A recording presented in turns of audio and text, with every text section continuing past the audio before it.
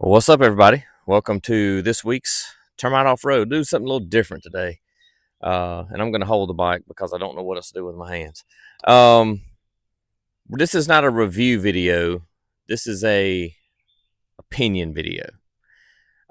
We've had some comments over the couple of years, as well as conversations with people of what's the comparison between overlanding or off-roading, generally speaking, and adventure bike riding or dual sport riding.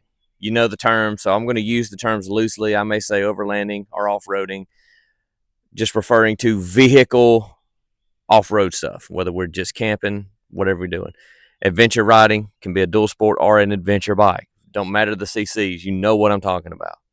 So right out of the gate, let me introduce you to everybody here. We have my wife's 2014 CRF 250L. It has a tune, filter, FMF exhaust, 14-42 sprocket ratio, and other little cosmetic mods. Runs really, really well. We have my 2020 Gladiator. Has a lift, Mopar lift, Fox shocks, 35s. You know, is what it is. We have the man himself, Termite. This is our 1989 Jeep Grand Wagoneer, Hemi swapped. 4-inch lift, 32s. If you've been on this channel for the last 5 years, this is what the channel's named after. And then we have my 2023, I think it's a 23 model, CRF 300L. Has the 550 tune, velocity, CBR velocity stack, airbox mod, FMF exhaust, Coggant rear shock, Racetech suspension in the front, and the rest of the cosmetic stuff. It has ABS delete.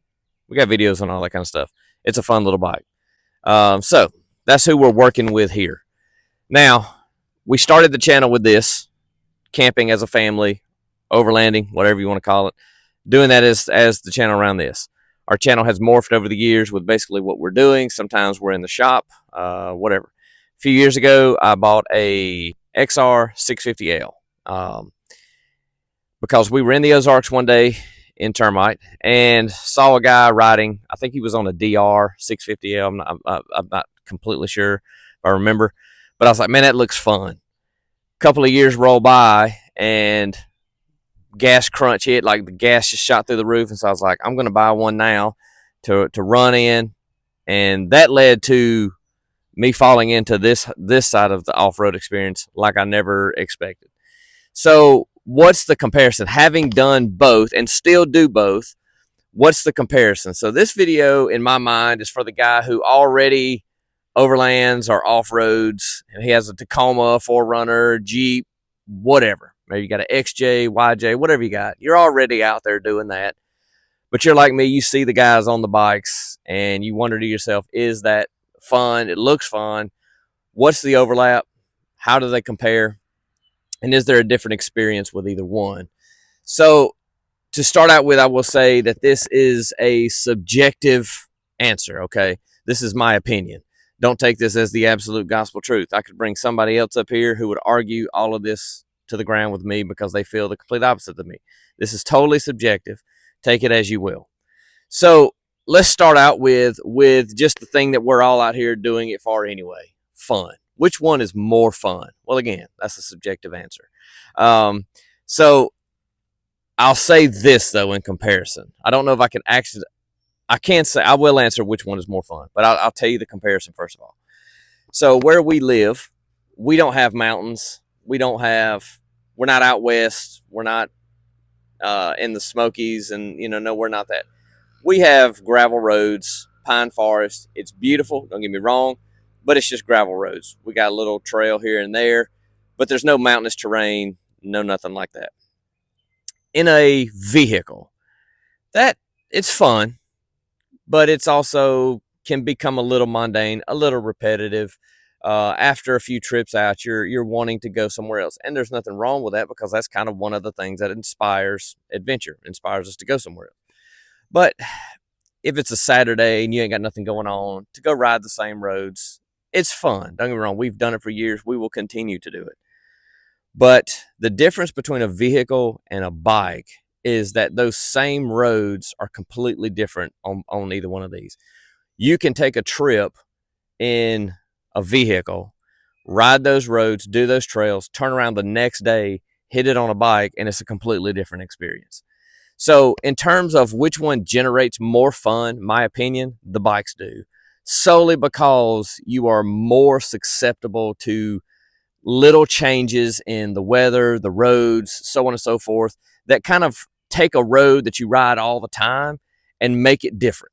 We can go in the Gladiator to DeSoto today and it'll feel just like it did a few weeks ago when we were out there, or in Termite or whatever. But we went and rode on bikes the other day, and we could go back and ride again today. We went a week ago. We could go today after it's rained all week, and it's a completely different thing because these respond more to sand and mud and ruts and so on and so forth. And so the same roads, they create the opportunity for more fun. So that's my opinion on that. Now, couple that with this. The second thing would be, if your ambition, let's say you've got X amount of time and you want to cover ground, bikes are going to cover ground far more faster. We can go so much further and ride so much further in a couple of hours on bikes than we can in a vehicle. So that's going to be another element of fun there, depending on which way you're going to look at that. That, if we want to go further away somewhere to eat or further away to see something, we can get there a lot faster on the bikes. So there's that element as well. Let's talk about cost. All right. Again, subjective here. I've seen people over the years who have never off-roaded. Some of them never even camped. Some of them never even rode a motorcycle.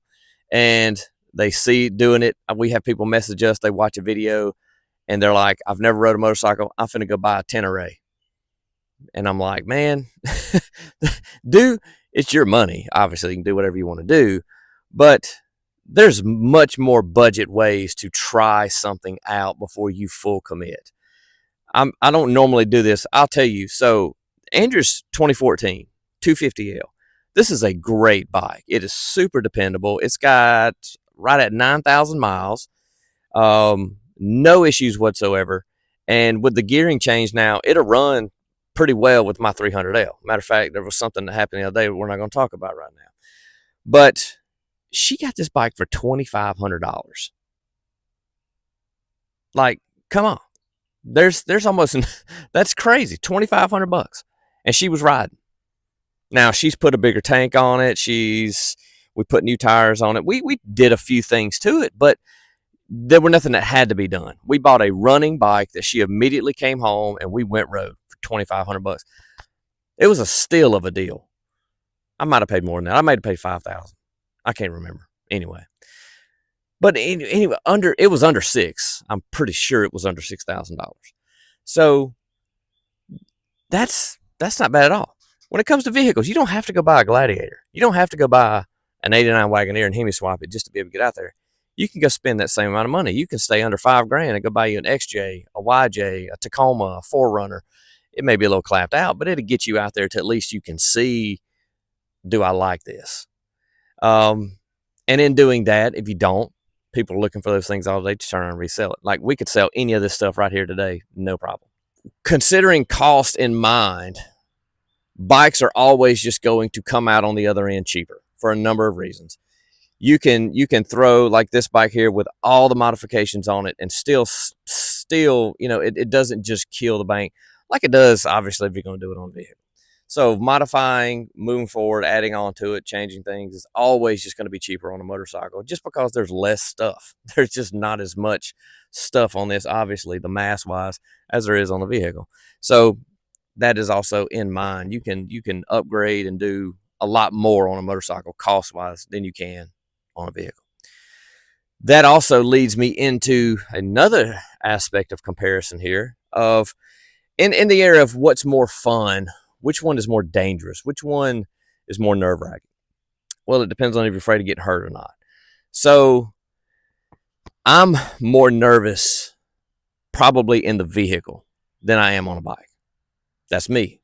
I've grew up on two wheels from BMX to, we rode crotch rockets, Harleys, everything. Now these. Um, so for me, the risk is this: when we are, like for example, when we were in Big Bend a few weeks ago, we're out in the middle of nowhere in the Gladiator, and the whole time in my brain, I'm like, what if we break a tie rod, or what if transmission goes out, or what if we overheat, or what if we pop a tire or something? The repair, the getting out is so much more than if any one of those things happens on a bike. It's just so much more. Getting a bike out of the woods is a lot easier than getting one of these or a full size vehicle out of the woods. Repairing is oftentimes a lot easier on a bike. So, risk wise, in that aspect, there's a lot less stress on a bike to me off road than there is in a car. But you assume the risk on the other side, and that is physical injury. If I fall off my bike, uh, it's me and a rock or a root or whatever. I'm going to feel it. Whereas in a car, you got seat belts, airbags, you got the AC. So you know what I mean. It's the comparison there. An interesting thing that I experienced last year, I went and did the Smoky Mountain 500 on my XR, and that was the first time that I have been completely just me and the bike. Just me and a bike on a multi-day trip, camping off that bike in the middle of nowhere in the mountains. That's the first time I'd ever done something like that, and did it all solo. You can find the video if you go back, I don't know, back September, something like that. So I remember I put the bike on termite, went to Tennessee, and I remember sitting in the campground that night, getting my bike ready and thinking, it's going to be hard to leave a vehicle. It's just going to be me and my bike. Because if I'm out here and a thunderstorm blows up on my bike, I'm just out there. But if I'm in a vehicle, I got shelter. You know what I mean? I've got somewhere to be.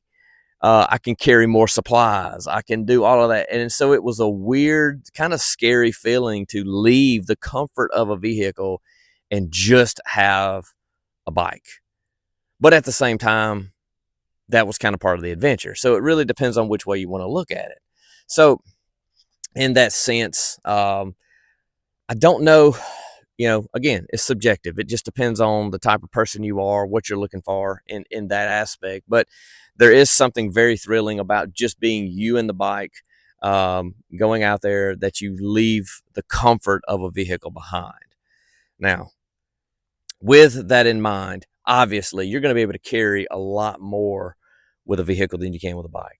So if you're not into minimalist camping or something like that, then you're probably going to be the guy who wants to ride somewhere that's got a hotel, because you cannot carry a whole lot on a bike. Like, the more you carry, the worse experience you're probably going to have.